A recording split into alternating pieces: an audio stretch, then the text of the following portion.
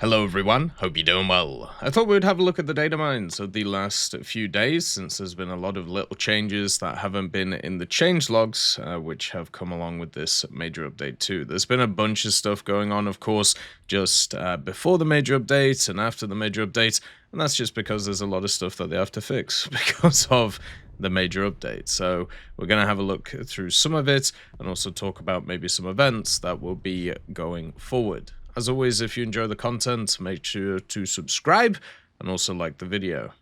So the first part of the data mine is there was a new camo that was added to the files, which is the Thunder Tactics BF109F4 camo. Now I was thinking, oh, this might be interesting. Maybe it's another artillery thing, or maybe it's something like that, because I actually just got the models for the artillery things, so we might be making some videos on putting them together, which might be quite fun. But no, it seems to be part of an esports thing, and this Thunder Tactics thing seems to be a idea that they've been trying to run with for a while, but now it's back. But this is the thing I don't understand about it, right? So the Thunder Tactics stuff is on every Wednesday on the Twitch streams, and basically it's a tournament where you can win Golden Eagles, premium time, and vehicle test drives, so you can get some free stuff out of it, obviously, if you win. But it also seems to be that you face the casters who are playing against you. So I watched some of it, and it was like 2 versus 2 stuff, 2 casters versus 2 random players who I'm guessing signed up beforehand. And yeah, that's what it is. It just seems really weird. I don't know. I don't know what's the point of it. And also saying that it's back, even though it's still it was season 1 episode 1. I don't know. It's confusing. The only thing I suppose that's interesting about watching the Thunder Tactics, or at least seeing the Thunder Tactics, is seeing how much of a viewership drop off the esports stuff has when there isn't free stuff available. And this is something that, you know, we've talked about quite a lot, and the only issue with this is obviously going to push Gaijin more towards adding more free stuff in, which is fine, but also, as I've said in the past, it's one of those problems where if you have something which is just basically built off free stuff, then people aren't there for the thing, they're there for the free stuff. And that's pretty much what we're seeing with this stuff. The average set of viewers when the Twitch drops were going on was 20 to 30,000. Like, it was an amazing amount of people who wanted the free things. And now we're back to normality without anything that you can get for free, and it's now at 500 or 600 average viewers, which is a huge, steep drop-off for these things. So maybe their idea is they're going to add more free stuff even to the more casual things, so therefore people will come and watch to get the free thing, because that's why people watch. And I know people who are involved in it don't like talking about that fact, but it is a simple fact. You know, you could put a monkey on the screen basically clanging together 2 symbols and still get the same viewership, because people aren't there to watch the actual stuff. They're there to just get the free things. And I know, like, as I said, it's one of those things that's controversial to talk about, but as time goes on, you know, more and more people are being open about the fact that they're just there to get the free things. So that's just how it happens. It's been like that for years. It just is what it is. There's a few little quality of life changes that were also added. So they made the Firos previewable, which is really nice. I don't know why it wasn't previewable before. I'm guessing somebody didn't hit a button for it. But if you want to see it now for the Firos event, you can actually go to the Rocket Storm event, and then it's there now. The Rocket Storm event is already more than halfway through, which is kind of crazy to think about, since, you know, it feels like it just started. But that's, I suppose, what goes on with these events nowadays. There's just a lot going on with them, so yeah, it's quite hard to keep up. And also this one started when the other one hadn't finished yet, so really cramming stuff in. We're coming up to April Fool's season though, so that at least will be pretty fun. Also, at the same time, the F5AG40 became, well, they basically changed it from being hidden to also hidden if the player doesn't own and doesn't have access to the market. So basically the console players can't see it, but everybody else can, because it is now available on the market. I don't know what it actually came out at, actually, cost-wise. The SU-30SM, they changed the custom loadouts, which is something that we talked about previously. Looks like the F5AG is 27 Gaijin coin right now, which isn't really a surprise. You know, that's kind of what we said it would be. I don't think it'll rise that much. The Strasbourg has already gone up in BR, which is kind of interesting to see. So I think that's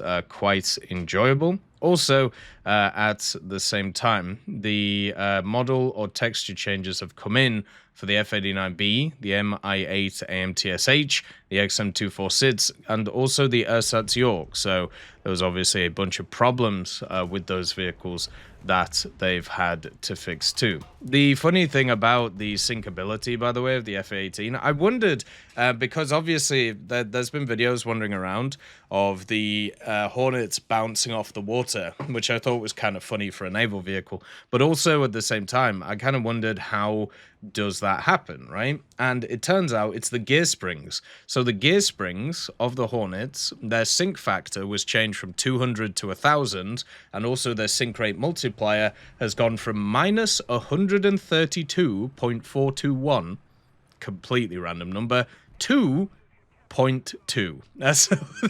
So basically, when you hit the water, the gear springs were like, no, I am amphibious, I am a raft, and they would make you bounce off the water instead of going straight through it. So it's just really funny that that number is the only thing that was holding it basically from the depths, and shows you how intricate these things can be when it comes to its setups. With the SU-30SMs, if you don't know what they did, they basically moved around the pylons. So now the R77-1 pylon, which is the stock one, is in a different place than it was before. So even in a stock configuration, if you decide to grind out a bunch of ground ordnance, you can actually bring it along with the R77-1, where before you would actually have to kind of set it up in a different way. So you would have to put it in, you would have to basically lose the R77-1 to have the new ordnance, but now you can take both, making it a bit easier and a little bit of a buff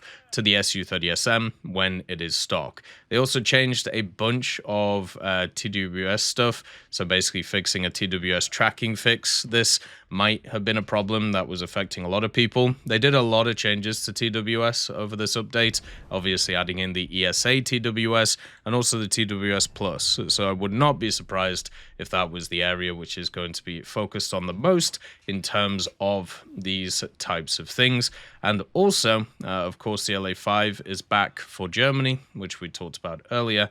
And the XM246, it had some of its armor change. So basically, the right turret side internal armor is now aluminium alloy instead of RHA. They added 5mm of RHA around the search radar, so I suppose giving it a bit more protection. The cannons went from 20 to 10mm of RHA and also have less HP, so they're now at 100 instead of 120, so they should be a lot easier to destroy. The roof MG is now 5mm of RHA, and once again, a lot less HP as well, and they decreased its vertical limits. So overall, they're making very minor little changes to all of this stuff. I don't think it's gonna change too much of a setup. And also, alongside the BF-109 F4 Thunder Tactics skin, they are also adding another one. So they're adding in the STKFC 2342 skin and also the SBW 50mm KWK39/1 skin. So basically, it's pink and purple instead of the purple and blue that we saw from the BF-109 one. So yeah, it looks like they're going to add in a bunch of drops again to kind of support the esports side of things. It was really funny back in the day. I remember like when they did like drops for everybody, and I kind of talked about the issue of artificial viewership and how it's not really something that I'm a fan of when it comes to it, because it basically just inflates a ton of numbers as you kind of go around, and then you use those numbers to sell to advertisers, and then the advertisers don't get the returns that they get or they're supposed to based on the numbers. So therefore, what ends up happening is advertisers pull out of scenes and go to other places. And a lot of this is what used to happen all the time in other esports, and also all the time in other areas which used to focus on Twitch drops. And that's pretty much what happens now. And, you know, a lot of advertisers are very wise to this and therefore won't just dump money into things which, you know, looks like it's kind of a lost leader in the terms of having this stuff. So one of the ways that you actually fix this is you either view bots, which is what a lot of streamers will do in these situations, or what you do is you just make every single stream the same by giving people free stuff all the time. And therefore you keep that maintenance of viewership through fakery, if that's the way to put it. And it just kind of makes me sad, you know. I don't like artificial stuff. I've never liked artificial stuff. And it's been something that's plagued the War Thunder community for a long time. There's been a lot of view botters, some even very prominent ones, some who are still part of the partner program when it comes to War Thunder, and that's just kind of how it goes, and it's just something you got to deal with. But at the same time, this is something they're using to promote their product. Obviously, they're sticking a ton of money into their product, so they want, you know, returns from it, and if this is the way they're going to get the returns, this is the way they're going to get the returns, and it just sucks, because it just doesn't feel good. You know, it's something that hopefully will switch around. Hopefully it can get some organic growth and people enjoy it as it goes along. But, you know, we're years and years into this project and it hasn't existed. So, don't know. We'll have to see what happens. That's pretty much the data mines, which are going around right now. There's a lot of stuff in War Thunder that has changed over the last period, and it's been quite nice to cover it. Look after yourselves, peace be with you, and I hope you have a good weekend. I'd just like to thank GMG Smiley, CD Beans, Chieftain Mike, EMN3 Galaxy, Tulio Pontecorvo, Brendan Quinn, Carrion Crow, Gus Irenicus, Pyman, Wartinder, Teddy, Daniel Stanton, Martinez, B. Young, Ozzy Panzer, Alan Hacker, Liam Shear, Opium Prime, Lafouche, Sem, Aslan, Uncle Bean, and Derek R. for supporting the channel.